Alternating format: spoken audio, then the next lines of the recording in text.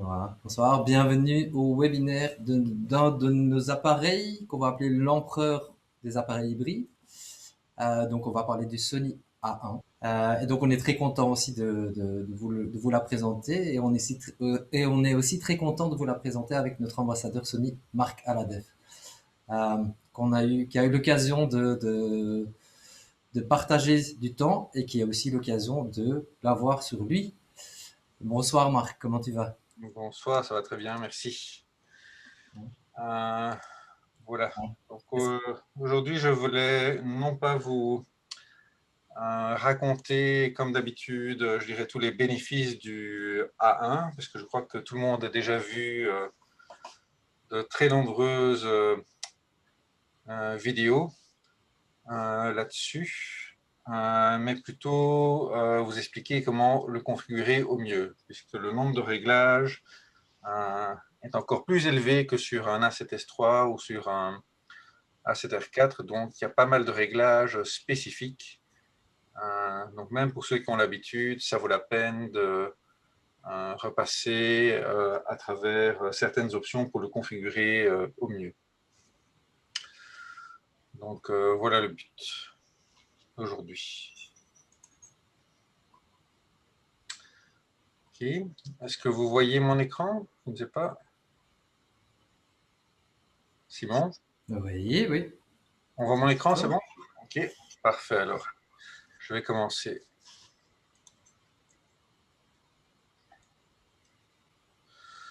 Donc, voilà un peu l'agenda du jour. Je voudrais aborder avec vous la structure des menus, les réglages, la personnalisation, avec tous les boutons qu'on peut personnaliser, la configuration pour atteindre les 30 images par seconde, parce que ce n'est pas dans tous les cas qu'on atteint cette vitesse. Et si on a encore le temps, vous parler de quelques accessoires importants et de certains logiciels. Voilà. Pour l'organisation des menus, pour ceux qui viennent des A7III, A7R4, etc., c'est les mêmes menus que sur l'A7S3. Et donc, on a une structure, au lieu d'être avec des tabs verticaux, qui est une structure horizontale à 3 niveaux. Les menus sont regroupés de manière beaucoup plus logique. Un gros menu shooting, où on a tout ce qui est qualité d'image, les rappels mémoire, le steady shot, l'anti-flicker, le steady shot, le silent mode. Un menu couleur et exposition, tout ce qui est la balance des blancs, les picture profile, les zébras. Mais également deux options qui je trouve ne sont pas très bien situées, les flashs et le ISO auto minimum shutter speed, donc la vitesse minimum en ISO auto qui se retrouve dans ce menu. Un gros menu sur le focus, ce qui est très bien. Donc tout ce qui est sur l'autofocus a été rassemblé là, sauf le touch focus qui lui est dans le menu setup. Un menu playback traditionnel, menu réseau et le menu setup avec tout ce qui est le réglage des boutons C1, C2, C4, la mémoire, le tactile, le son, l'affichage, tout ça est là. Ça c'est pour l'organisation des menus. On peut maintenant, voilà, on retrouve les codes couleurs dont je vous ai parlé. Donc, je reviens, prise de vue, exposition couleur, mise au point, lecture, réseau, et réglage. Et on a 3 niveaux, donc on va un clic à droite, on a un arborescence de menu, et puis on peut passer encore à droite, et on trouve le dernier niveau de menu. Ok, ça c'est pour les principes généraux. Alors, donc ça je vous en ai parlé. Il y a aussi quelque chose qui permet d'avoir une meilleure ergonomie, c'est la séparation vidéo et photo. En fait, les menus sont différents selon qu'on est dans un des modes PASM, là, tout ce qui est en bleu, ici, ou qu'on est en rouge, donc les modes vidéo, ou Slow and Quick, SNQ. Dans ce cas-là, le nombre de pages du menu sera différent. Il y a bien entendu des options communes, mais il y a des options qu'on ne va retrouver que en photo ou que en vidéo. Donc c'est un moyen, si vraiment on fait quasiment que de la vidéo, d'avoir un menu vraiment dédié vidéo où des options spécifiques photo ne seront plus affichées. Donc ça améliore également l'ergonomie.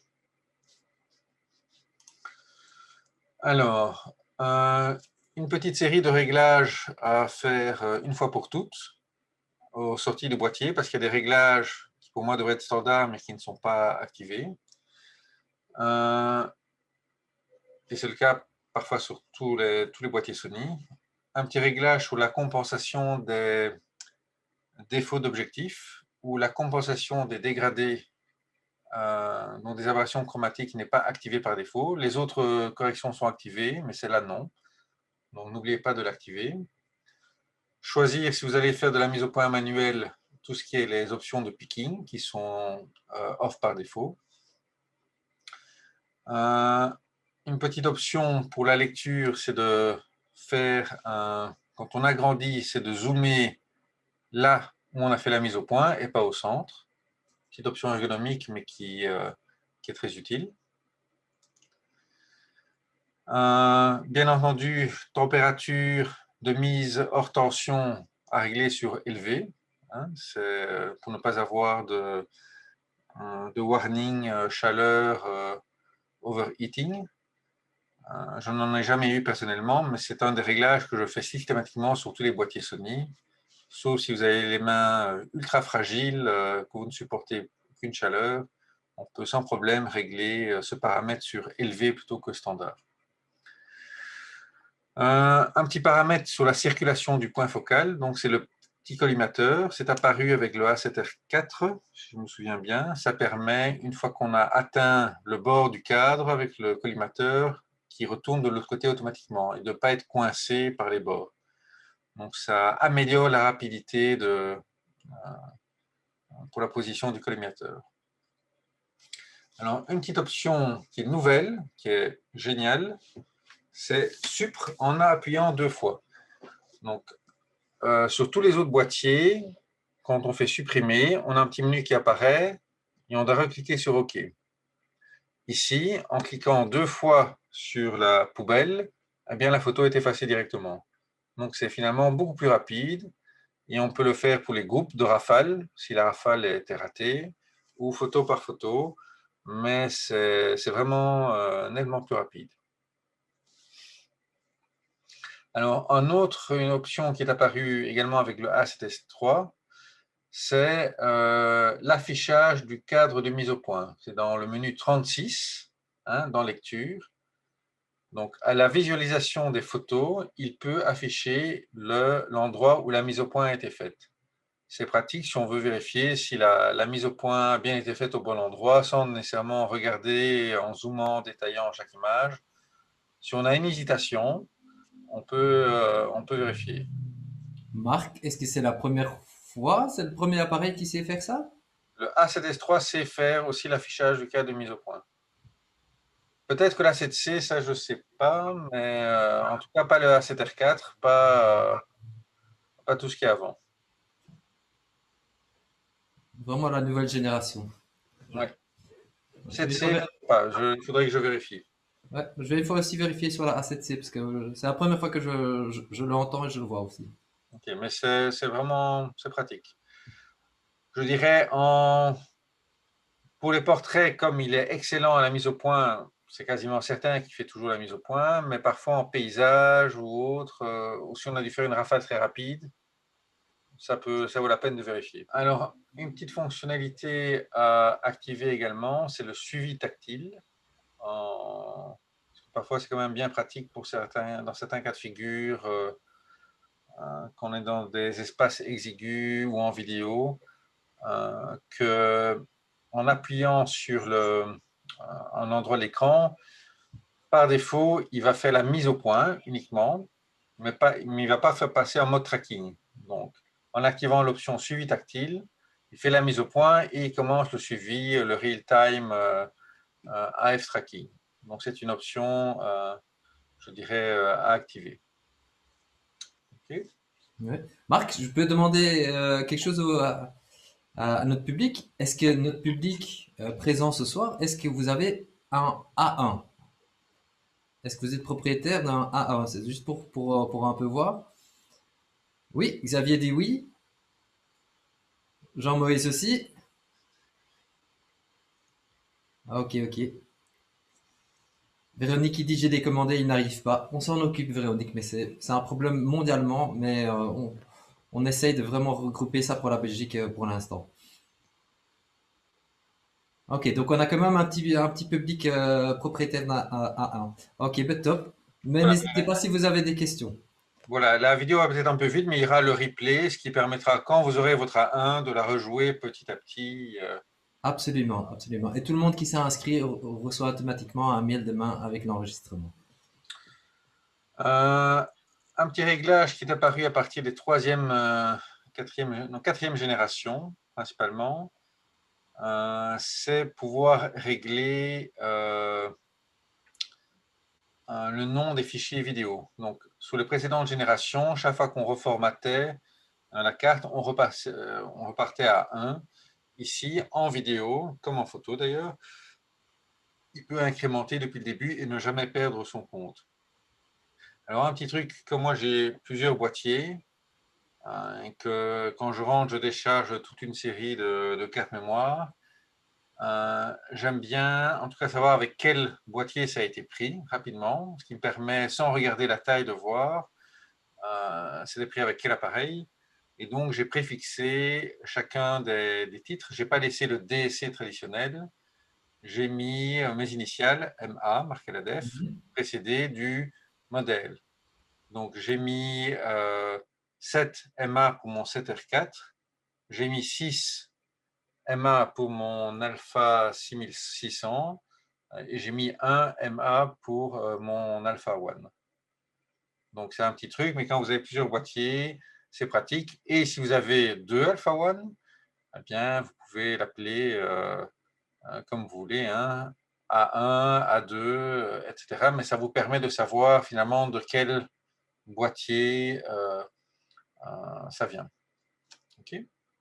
Il y a également pour les vidéos, ça je trouve très pratique, que le nom de fichier comprenne le titre et la date. Donc ça, c'est un réglage que j'ai fait. Alors,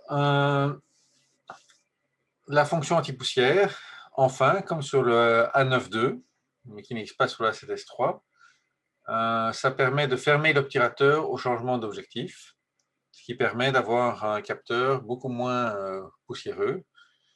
Attention, l'obturateur est quand même très fragile, donc ne pas le laisser à l'air libre, ne surtout pas l'exposer au soleil parce que ces lames du diaphragme sont extrêmement fragiles. Et vérifiez quand même quand vous mettez l'objectif que l'arrière de l'objectif n'a pas de poussière. Moi, je donne toujours un petit coup de soufflette à l'arrière de l'objectif parce qu'une fois que l'objectif est mis, s'il y avait des poussières sous l'arrière de l'objectif, elles iront quand même sur le capteur, quoi. Et là, elles resteront bien enfermées derrière l'obturateur, quoi. Donc, vérifiez toujours quand vous changez d'objectif. C'est très bien pour avoir beaucoup moins de poussière, mais vérifiez l'arrière de l'objectif. Un petit instant, ici. Ouais. Alors, le viseur, il y a pas mal de réglages. Vous savez que c'est un viseur assez extraordinaire, 9,44 millions de pixels. Donc, c'est l'équivalent de 2048 x 1536 pixels, hein, sur les trois couleurs. Le grossissement est énorme, donc c'est vraiment c'est mieux que je dirais un viseur optique, très très confortable. Pour certains, ce sera même trop grand, et donc il y a une option grossissement viseur zoom arrière pour le rendre plus petit. Pour ceux qui sont habitués à des viseurs plus petits, qui sont perdus tellement c'est grand, il y a une petite option pour le rendre plus petit. À part ça, il y a deux,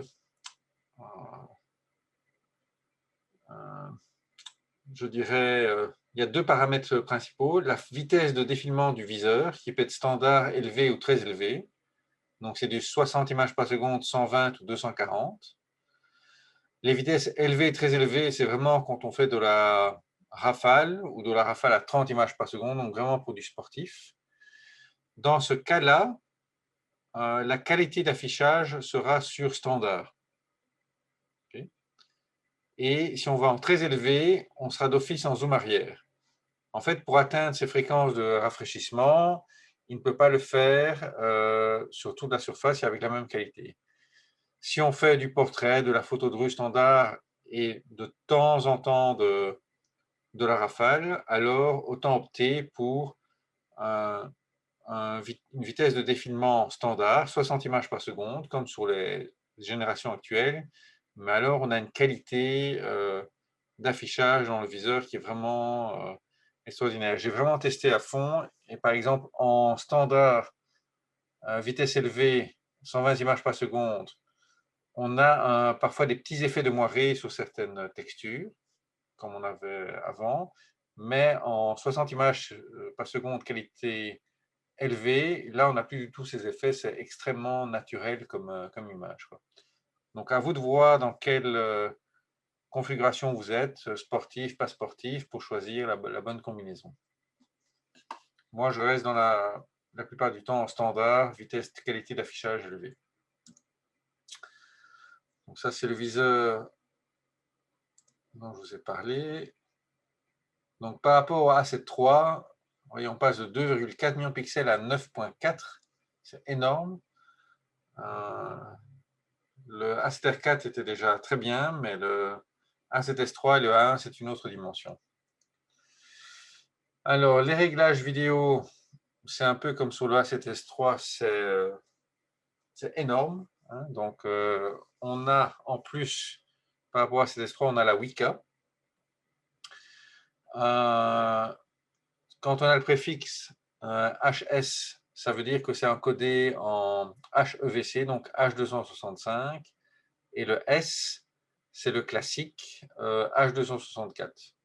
Si vous encodez en HS, il faut vraiment un PC assez musclé, sinon vous aurez du lag à la lecture des vidéos.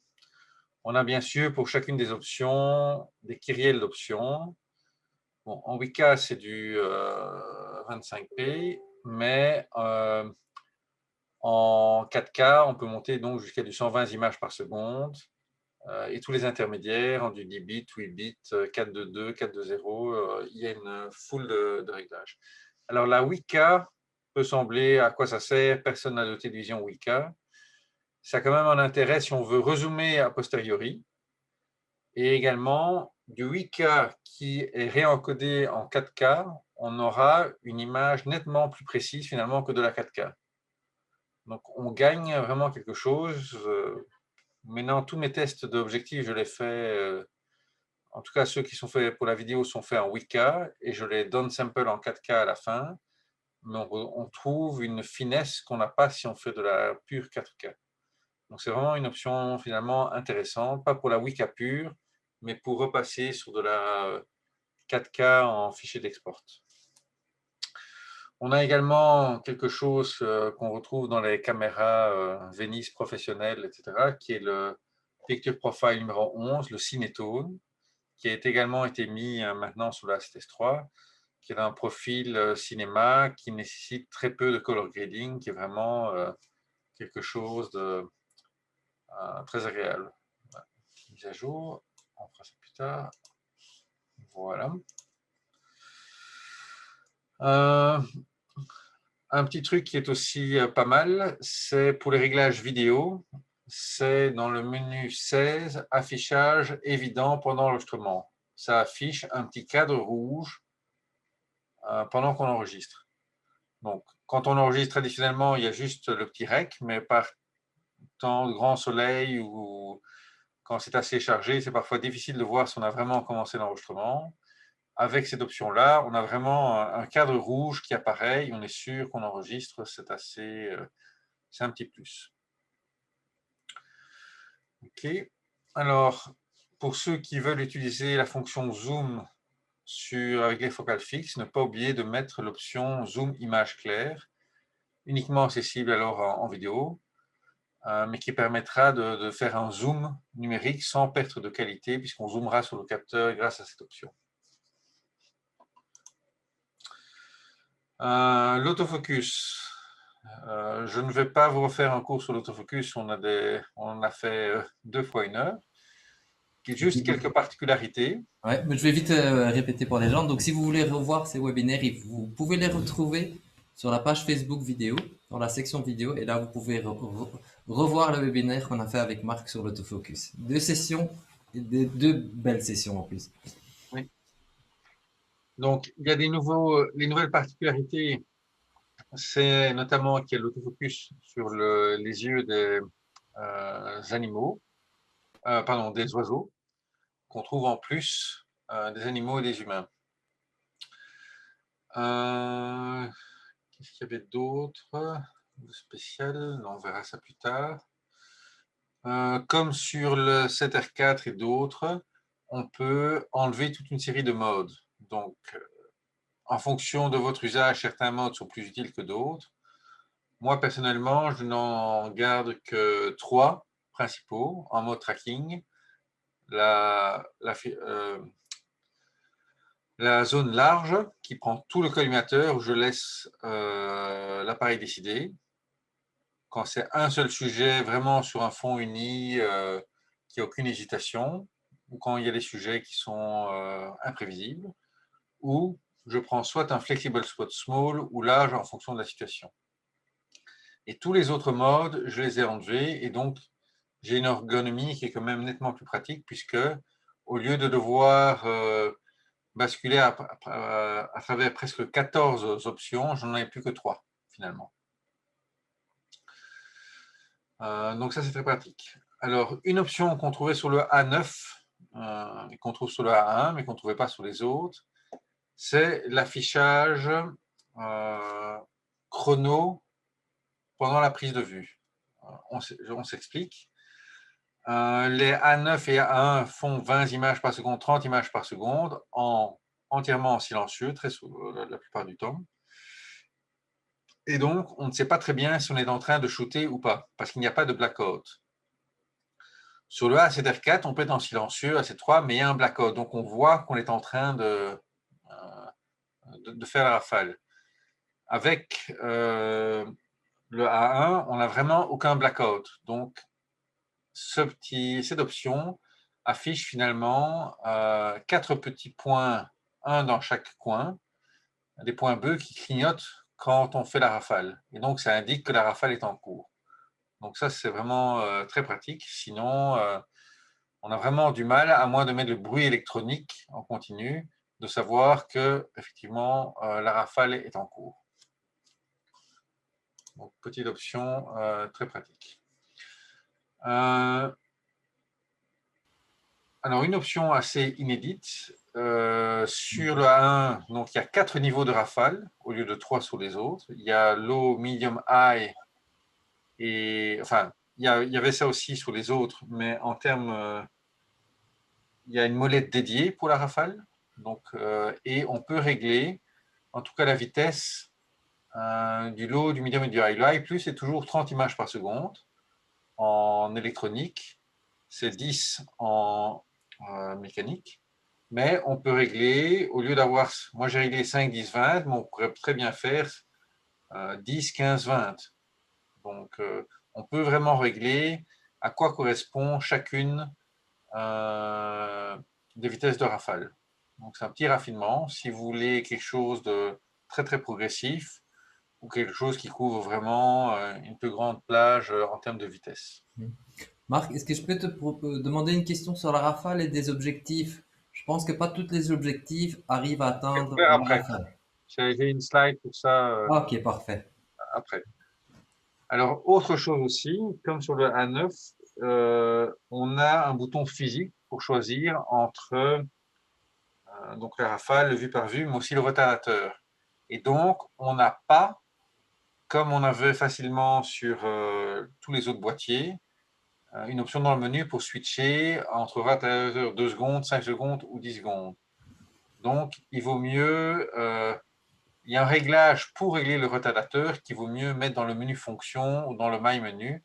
parce que ce n'est pas quelque chose qu'on peut atteindre facilement sur le A1, puisque le bouton gauche qui traditionnellement servait à ça, ici on s'en sert à autre chose, et la molette qu'il y a au-dessus du boîtier.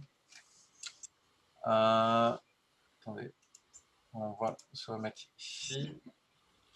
La molette qui est ici est une molette physique et n'a pas donc tous les réglages qu'on pouvait faire sur le bouton. Donc pour les aspirateurs, moi je l'utilise beaucoup parce que je fais du trépied, etc. C'est quand même, parfois on veut changer entre 2 secondes, 5 secondes ou 10 secondes. C'est un petit réglage à savoir. Les 2 premiers jours, je me suis demandé comment on le fait. J'ai dû rechercher dans les menus pour retrouver. Et le son du Raphaël, il est assez fort ou? Bah, si on est en silencieux, il n'y a Ouais. rien. Il y a rien d'autre. Donc, même si on met l'obturateur mécanique, le son est extrêmement doux. C'est l'obturateur le plus doux qu'ait fait Sony en termes de bruit, en tout cas.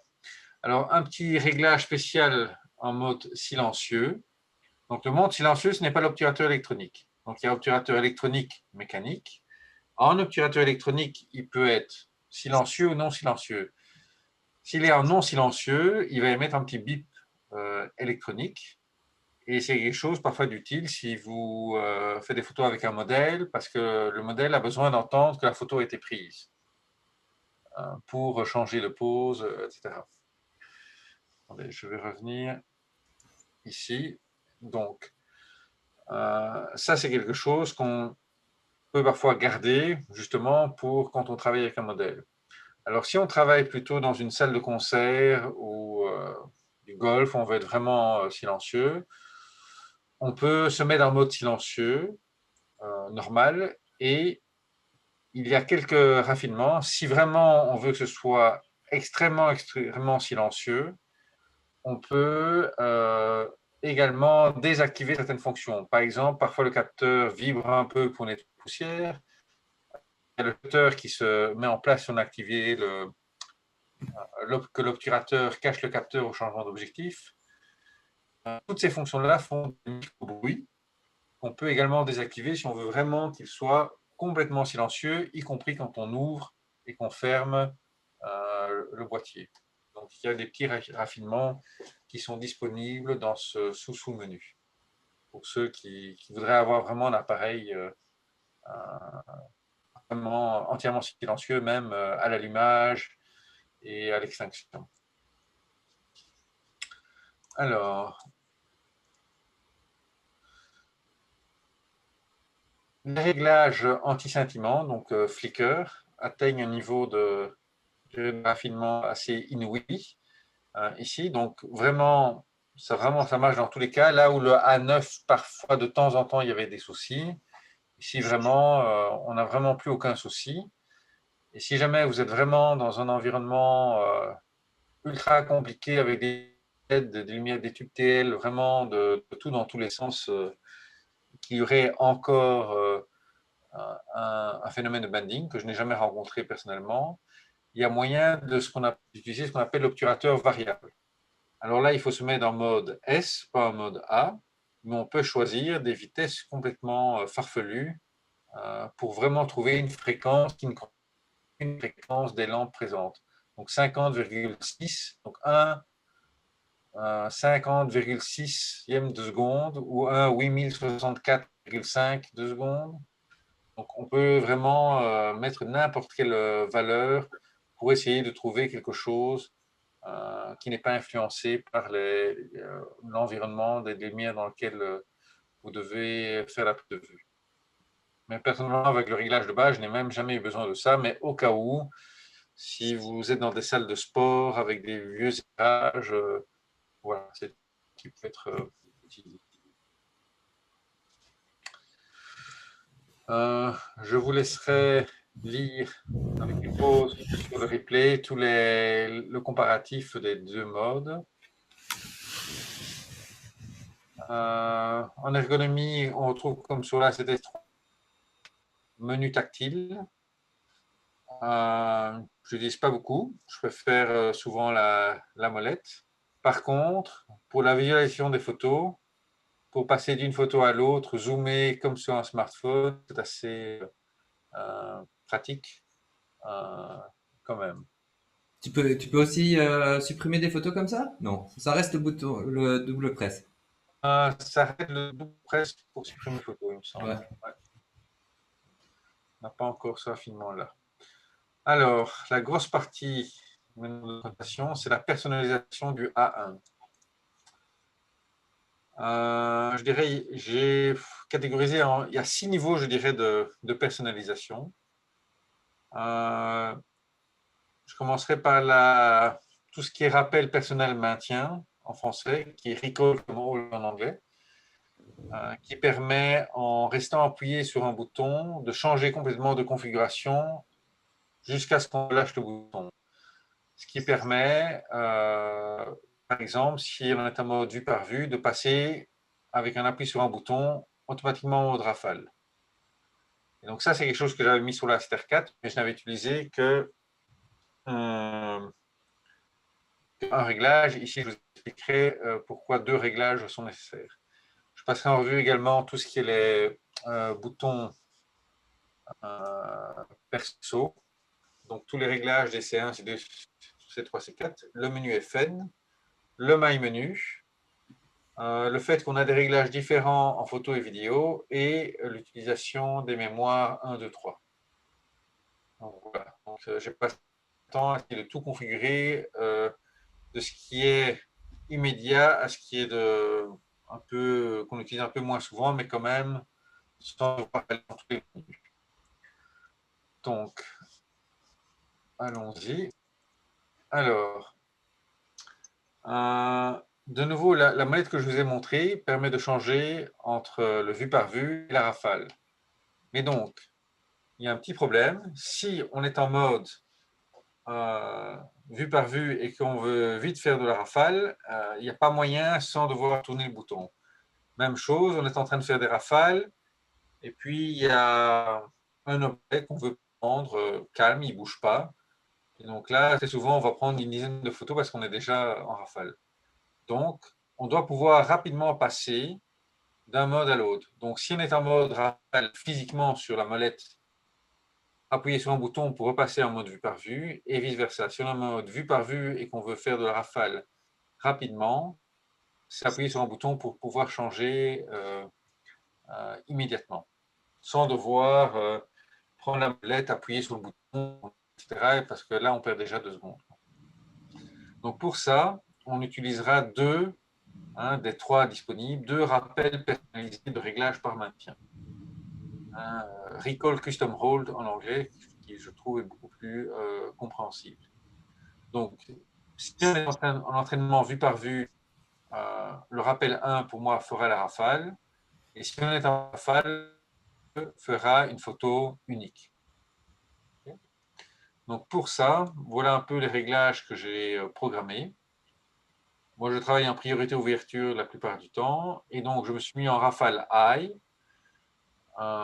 sur le Recall Custom Hold 1 avec une vitesse minimum de 1 millième en AFC zone large, parce qu'a priori, si c'est une rafale soudaine, je ne sais pas où sera le collimateur, donc je fais confiance à l'appareil, je me mets en zone large.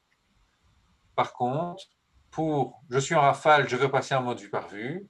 Je n'ai pas besoin en général de 1 millième. Je remets sur un 250e pour avoir une image qui est vraiment tout le capteur de 50 millions de pixels. Toujours en AFC, mais a priori en Flexible Spot Small, puisque si c'est du vue par vue, j'ai le temps de mettre mon collimateur, choisir son endroit.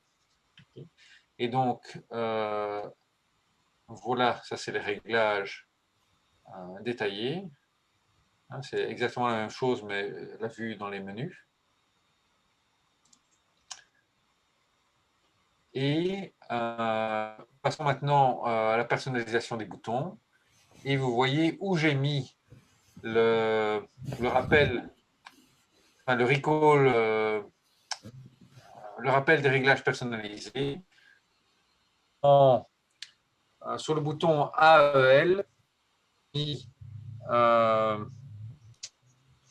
là, j'ai fait une erreur dans mes slides. En fait, sur le bouton AEL, j'ai mis le mode rafale.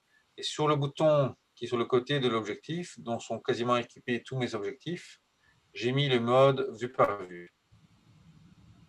Okay, donc avec ces deux boutons-là, quel que soit le réglage de la molette supérieure, je peux passer dans un réglage ou l'autre.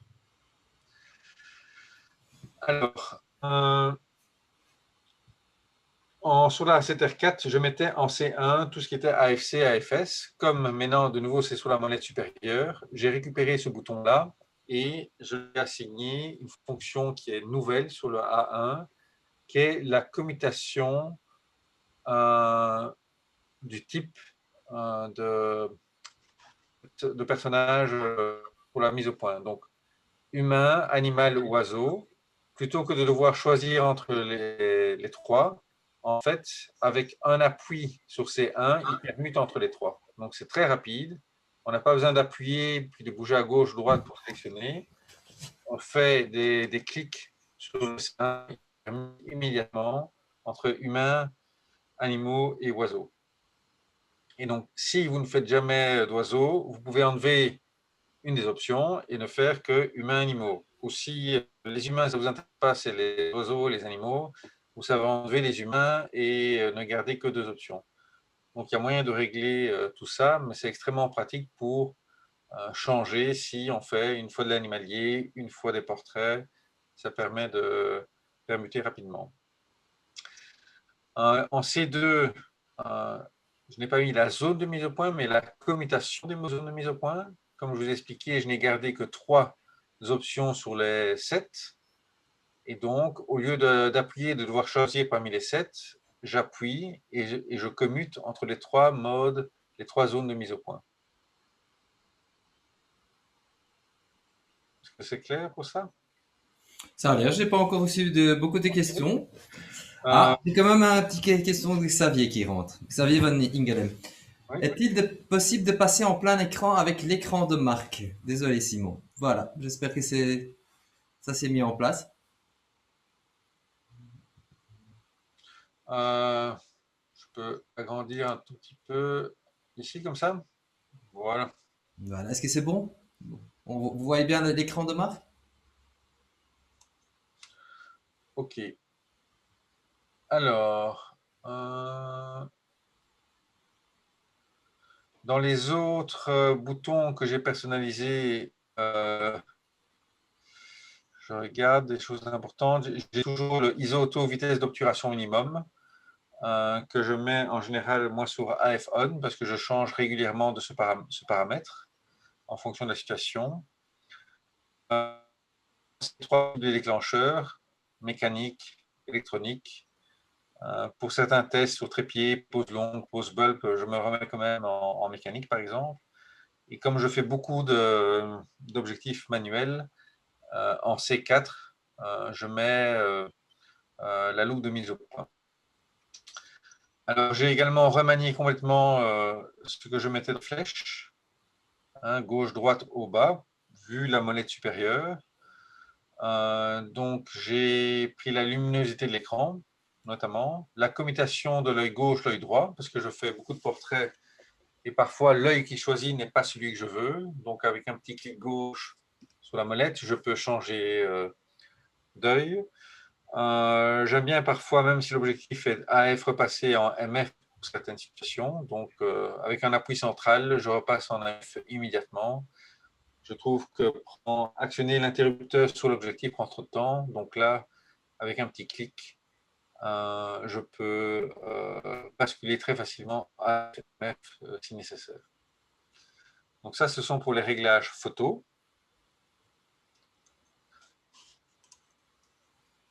Alors, en vidéo, il y a évidemment des choses qui n'ont plus de sens.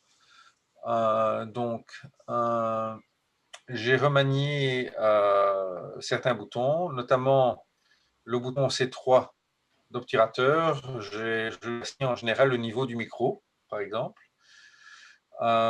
J'ai un commutateur sur iPhone pour choisir si je fais de l'APC ou je prends tout le capteur. Ça peut être utile si on n'a pas assez de zoom tout d'un coup et qu'on veut zoomer.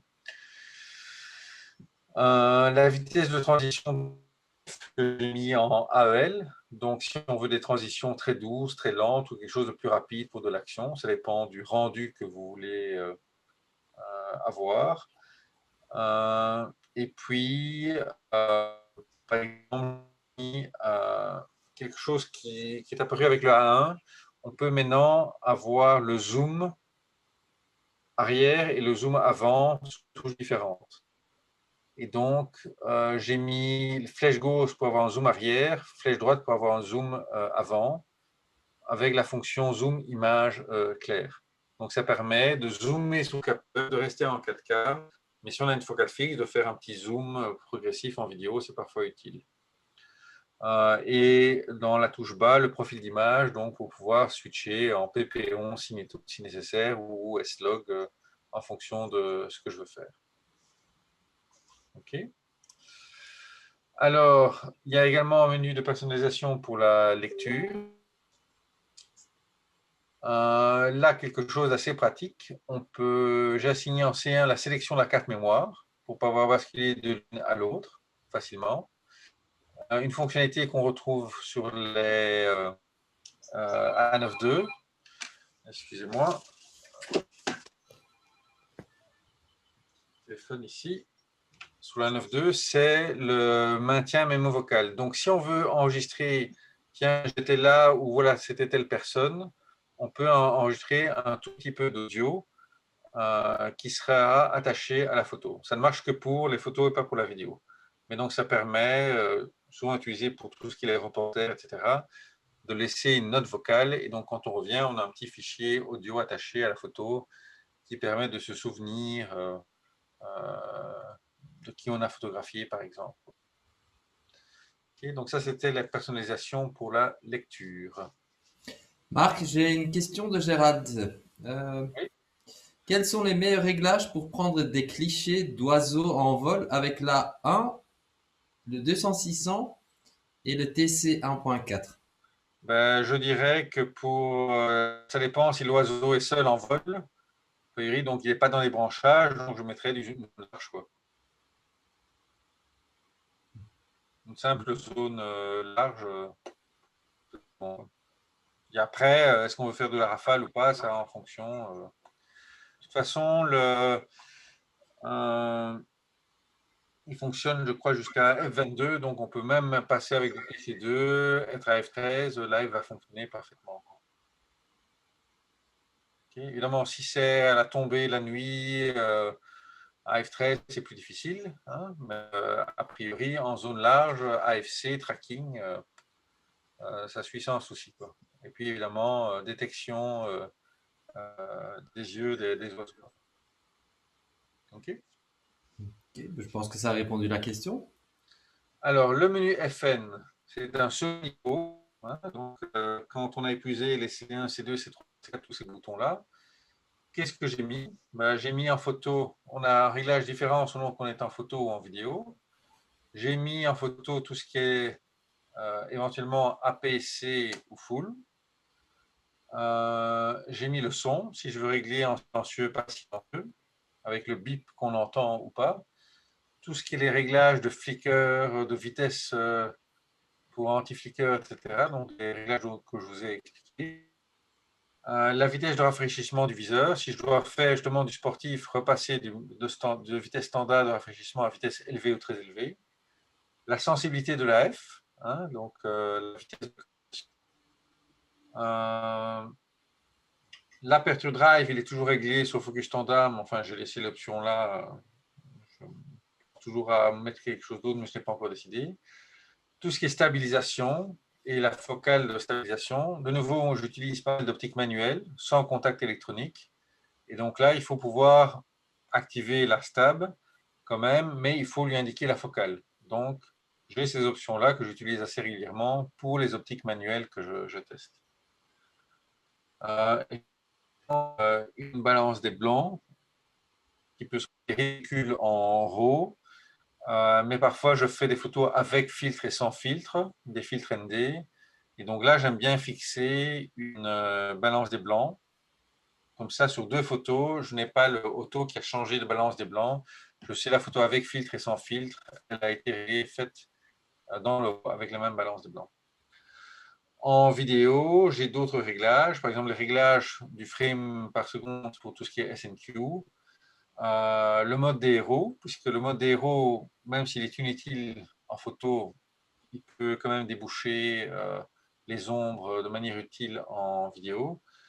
Tout ce qui est picking, sensibilité AF, les vitesses de transition, le mode stab, puisque là, en tout cas en 4K, on a le mode actif, enfin, il y a 3 niveaux, et donc il y a un niveau supplémentaire qui est réglable avec cette option-là, et qui est Zebra.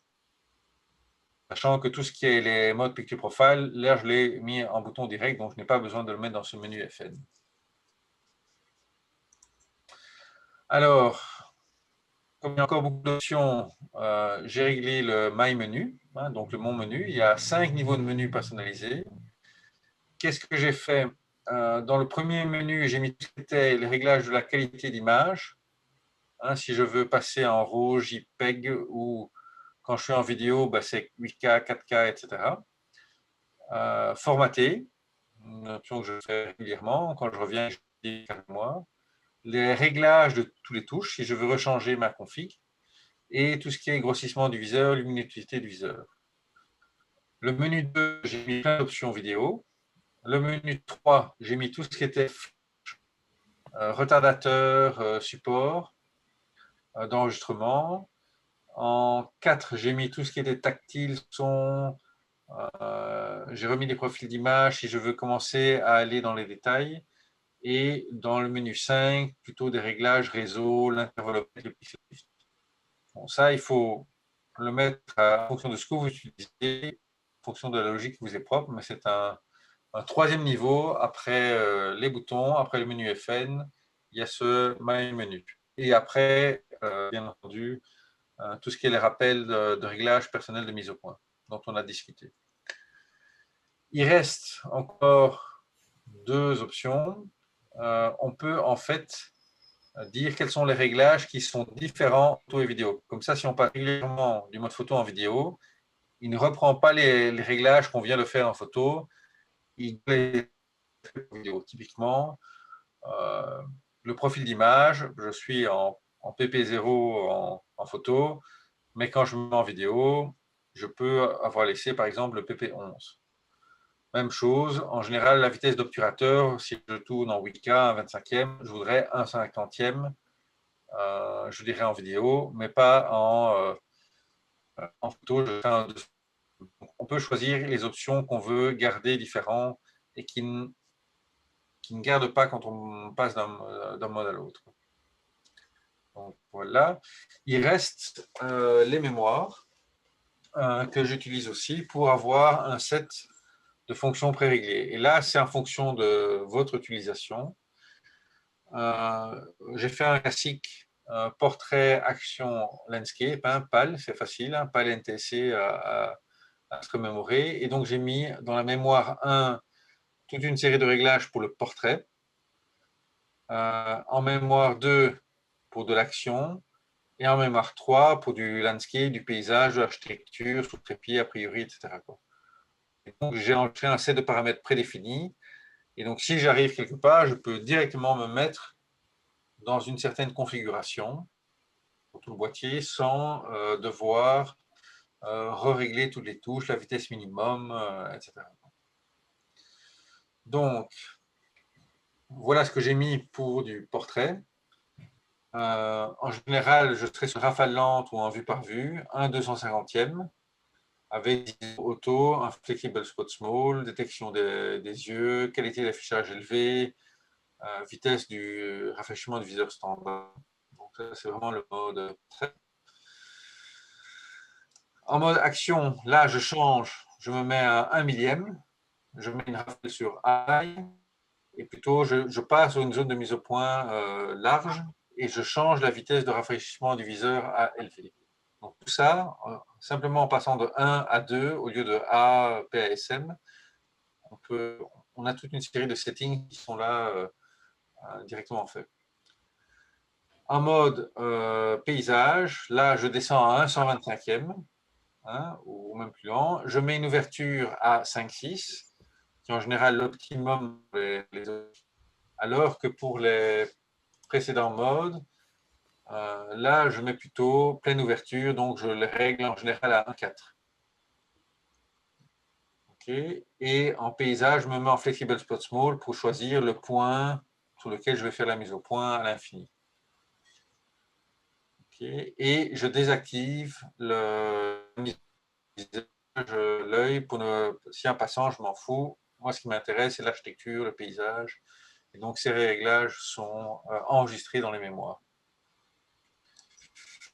Alors, les 30 images par seconde. Eh bien, il y a une série, il y a un petit lien qui vous est donné là, qui donne, en fait, et j'ai mis le tableau, la liste des optiques compatibles avec des images par seconde. La plupart des autres et toutes les optiques tierces de marque tierce seront limitées, elles, à 15 images par seconde. Vous voyez que la plupart des optiques récentes ont les 30 images par seconde. En fait, il faut les nouveaux moteurs qui sortent maintenant. Donc, même les nouveaux 24, 40 et 50 pour A7C permettent d'atteindre ça. L'optique du kit du A7C aussi, mais pas le 85 GM 1.4 qui est une optique beaucoup plus ancienne, par exemple. Donc, voilà la liste. L'autre point, pour atteindre les 30 images par seconde, il faut aller dans les menus mis au point pour que la priorité en AFC soit au déclenchement, alors que par défaut, elle est en mise en évidence qu'il y est. Donc là, la priorité va être de déclencher, d'atteindre les 30 images par seconde, plutôt que d'essayer absolument de faire la mise au point à tout prix. Donc c'est un petit réglage à faire pour une image, sinon on va peut-être être à 25, 26, 27, quelque chose comme ça. Alors, autre chose, si vous faites de la rafale, ben, il faut prendre absolument ces cartes CF Express A, c'est essentiel. La rafale vide à une vitesse folle. Moi, je ne fais rarement du 30 images par seconde, je suis plutôt à du 10. Mais à 10 images par seconde, on peut shooter en continu. Le buffer n'est jamais plein. C'est la taille de la carte mémoire qui vous limite, quoi. Donc ça, c'est vraiment, elles sont chères, mais c'est vraiment un investissement essentiel pour le A1. Et puis, prendre un lecteur de carte CF Express A qui permet de décharger à 7 à 800 mégas par seconde les photos et les vidéos. J'ai essayé avec les branchements USB aussi. C'est censé atteindre le giga par seconde aussi. Mais en tout cas, sur Mac, il y a des problèmes parfois de connexion. Et donc, c'est nettement plus pratique d'utiliser le lecteur de carte d'expérience. J'ai une question, Marc. J'ai une question de Philippe Stalins. La même analyse existe-t-elle pour les montures AV? Je pense qu'il voulait dire les montures A. Pour les montures A, Ouais. À propos des objectifs. qui sont ah oui, avec la L5, aucune n'atteindra les 30 images par seconde. Je ne sais pas si on sera à du 15 ou on sera peut-être plutôt à du 10. Il faut vérifier. Ça, je n'ai pas testé. Mais on doit trouver l'information quelque part sur le site de Sony. Ok.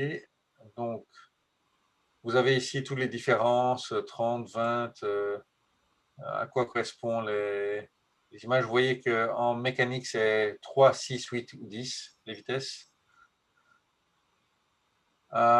Vu le temps que ça prend de configurer, on peut sauvegarder tous les réglages, ce qui est très utile. Sur une carte, le mettre sur son disque dur, y compris les modes 1, 2, 3, on peut les mettre sur une carte mémoire et les sauvegarder. Si on a un nouvel objectif ou si on a un nouveau boîtier ou un boîtier de prêt, on peut remettre tous ces réglages en quelques secondes. Donc une fois que vous avez réussi à tout configurer, sauvegardez votre config. C'est quand même très utile. Marc, on peut sauvegarder on peut les sauvegarder sur la carte SD ou sur la carte CFH, si je ne me trompe pas. Peu importe, c'est sur la carte mémoire, on peut les sauvegarder et après, comme une image, le mettre sur le PC. Alors, dans les quelques minutes qui restent, quelques accessoires. Le grip. Pour la prise pour les longues focales, quand même, si on a un 200, 600, 600 f4, c'est quand même plus équilibré avec un grip. Et aussi, de batterie, beaucoup plus que le A7R4 ou autre. En fait, le viseur est super, mais il est très consommateur d'énergie.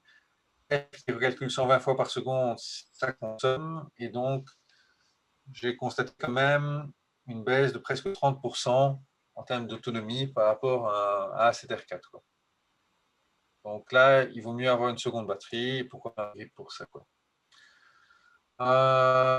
Des accessoires essentiels si vous faites de la vidéo, ben, les micros, j'ai oublié de mettre les images, ECM B1M, qui est, je l'ai ici, qui est ce micro-ci, qui est un micro qui envoie le lien en digital directement, très pratique, très bonne qualité. On a le pack, toute la console qui permet de brancher un micro shotgun. Pour ceux qui qui veulent faire de l'audio en professionnel. Il y a des cages pour monter des accessoires. Soulrig notamment a sorti une cage. Prendre un petit câble HDMI court. Et pour faire externe ou en moniteur externe, moi j'ai personnellement le Atomos Ninja. Donc, vous voyez ici un montage avec la cage de Smallrig. Ah oui, le micro monté. À gauche, c'est la version XLR. À droite, c'est le petit micro que je vous ai montré. Le nouveau micro sans fil, c'est des interviews qu'a sorti Sony il y a moins d'un mois. Je n'ai pas encore eu l'occasion de le tester. Simon, si tu... Bah, je vais une fois l'envoyer. Ouais, On vient de les avoir la semaine passée et donc on a déjà fait des tests et on est fort surpris. ok. Écoute, Donc, je le testerai avec plaisir sur mon blog. Alors, l'Atomos Ninja que vous voyez ici, il vient de sortir un nouveau modèle, mais beaucoup plus cher. Le Ninja 5 Plus qui peut faire lui enregistrer de la UCAS. Là, il était limité de la 4K. Le nouveau modèle pourra faire également de la 8K, de la 4K 120, etc. Donc, c'est le standard pour l'enregistrement externe, compatible avec le A1, le A7S3, etc. En accessoires vidéo, je vous ai expliqué donc un HDMI full, que je voudrais reprendre. Et dans les logiciels, vous avez les traditionnels Imaging Edge, Catalyst Bros, qui permet d'utiliser le gyroscope intégré au A1 et qui permet d'avoir une stabilisation a posteriori en utilisant le gyroscope intégré. Et donc, on a vraiment l'impression de fonctionner avec une gimbal, avec vraiment un superbe stabilisateur.